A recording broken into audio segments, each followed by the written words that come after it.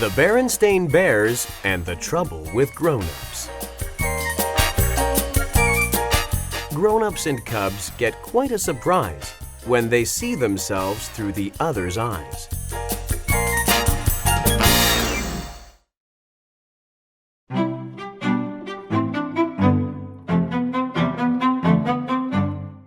Even though it was bright and clear outside the Bear family's treehouse, there was a storm brewing inside.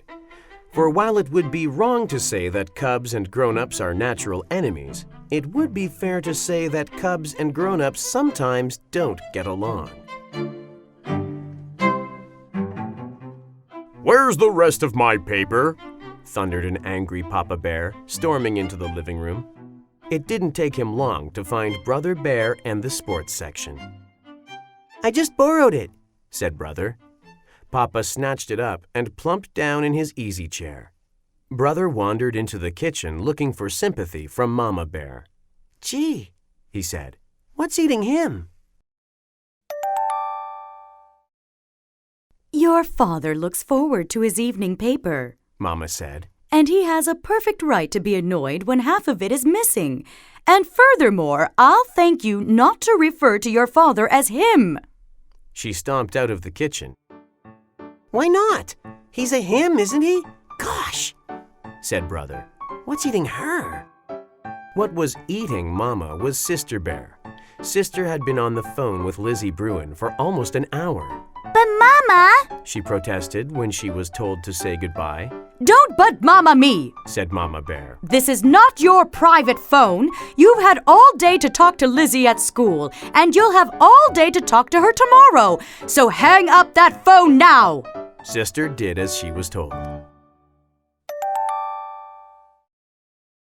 Later at dinner, Brother and Sister got into a little more trouble. "Peas and mashed potatoes again," said Brother under his breath. "And what," Papa asked, "is wrong with peas and mashed potatoes?" Brother was about to answer that they'd had them 3 days in a row, but he thought better of it. Instead, he began counting and spearing peas onto his fork. 1, 2, 3, 4. "What are you doing?" asked Sis. "Trying to see how many peas I can get onto my fork at one time," he answered.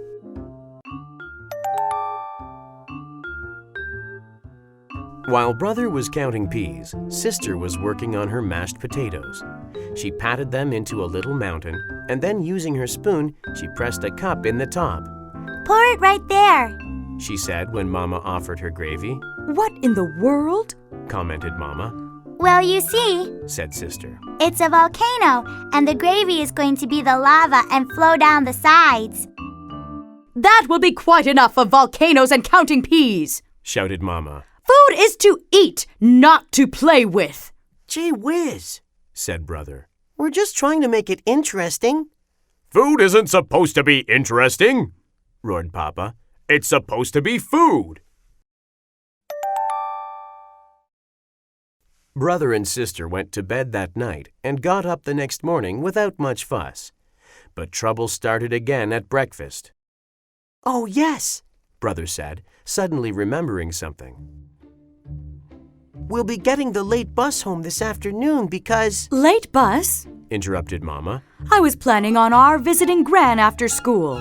"But, Mama," he protested, "we're staying late to plan for the Parents' Night talent show next Friday." "Parents' night?" she said. "First I heard of it." "And Friday is my chess night with Farmer Ben," complained Papa. "Here's a notice I brought home," said Sis, digging into her bag. "I forgot to give it to you." "Me too," muttered Brother. "Why, this notice is a week old," said Mama. "Forgot? Forgot?" roared Papa. "Why, you cubs would forget your heads if they weren't attached to your shoulders." "Phew," breathed Brother as he fell into the seat beside Cousin Fred on the school bus.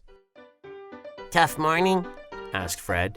"You better believe it," said Sister, taking the seat Lizzie had saved for her. The four compared notes on the way to school. The cubs agreed that while there was no doubt that their parents loved them, they were a little difficult to get along with sometimes. They nagged. They said no a lot, and they never wanted cubs to have any fun. "Hey," said Brother as they got off the bus, "what are we going to do for the Parents' Night Talent Show?" Don't know, said Lizzie. let's think about it.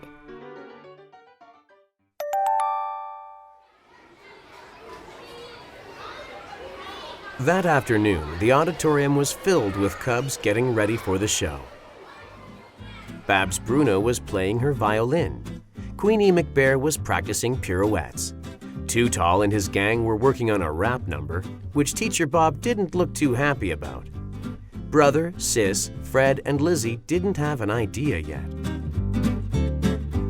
But as they searched their brains, Brother snapped his fingers and said, "I've got it! Remember what we were talking about on the bus this morning?" "Sure," said Fred. "We were saying how grown-ups can be a big pain." "Well," said Brother, "let's put on a play about that and call it The Trouble with Grownups! shouted all the others. Sensational! Said Sister as they slapped hands, delighted with the idea of showing parents how hard it is being a cub. But putting on a play is easier said than done. You have to write it, figure out who is going to play the parts, then memorize it. Then you have to worry about costumes and scenery. The cubs did all that. It was hard, but it was fun, and they did it all in secret. Costumes for Fred and Lizzie were easy. They were going to be brother and sister, so they just borrowed their extra clothes. Getting costumes for brother and sister wasn't so simple because they would be playing their own Mama and Papa. They managed by getting Gran in on the secret. She was a wizard on the sewing machine, and she made them great-looking little Mama and Papa costumes. The four practiced their parts, and before they knew it, it was time for the big Parents' Night Talent Show. There was a lot of talent at the Bear Country School, and all the acts did pretty well. But it was Brother, Sister, Fred, and Lizzie's play that was the hit of the show.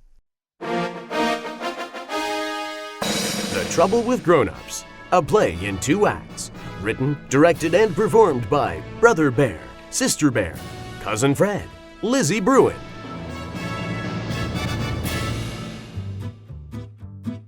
I'm Papa Bear, and I'm going to relax in my easy chair after a hard day and read my paper. Yipe! Somebody stole my sports page! Help! Murder! Police! Somebody stole my sports page! Here it is, Papa. I didn't steal it. I just borrowed it. It's disgraceful. That's what it is. Cubs have it too easy today. They have everything handed to them. I used to walk 20 miles to school in blinding snowstorms. But Papa, don't but Papa me. Act 2.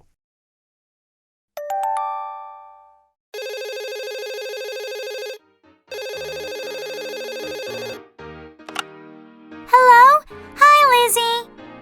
Sister Bear, get off that phone. I am expecting a very important call. Who from? Who from? Who from? How am I supposed to know who from? But Mama! Don't but Mama me.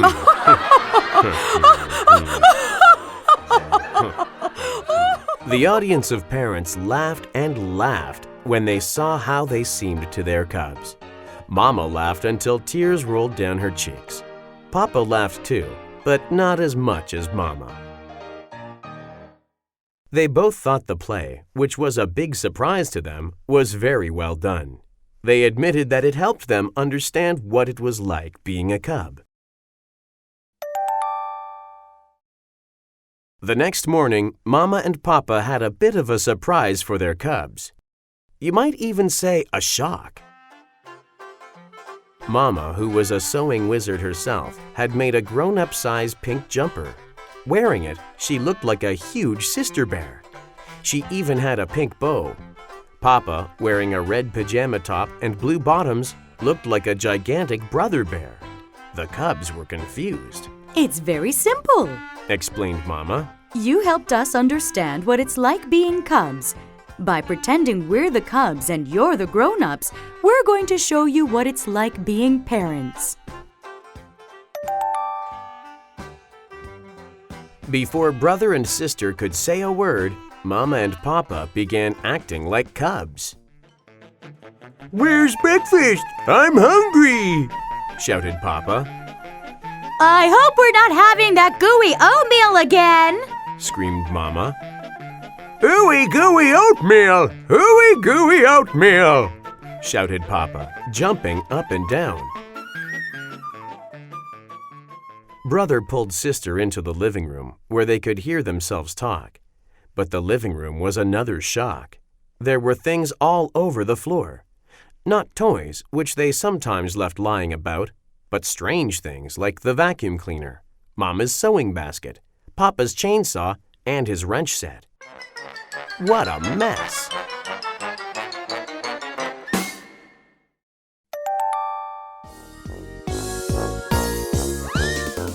The cubs understood. Mama and Papa were showing them what it was like having to pick up after them. Mama and Papa ran through the mess and headed for the front door. Brother cried, "Please don't bang the—" But it was too late. Papa banged the door so hard it shook the house. Brother began to smile. Sister began to giggle. They went out on the stoop. There were cubs, Mama and Papa sporting about on the lawn. Mama jumping rope, Papa trying kick turns on Brother's skateboard. But their feet got tangled and they sprawled head over heels on the grass.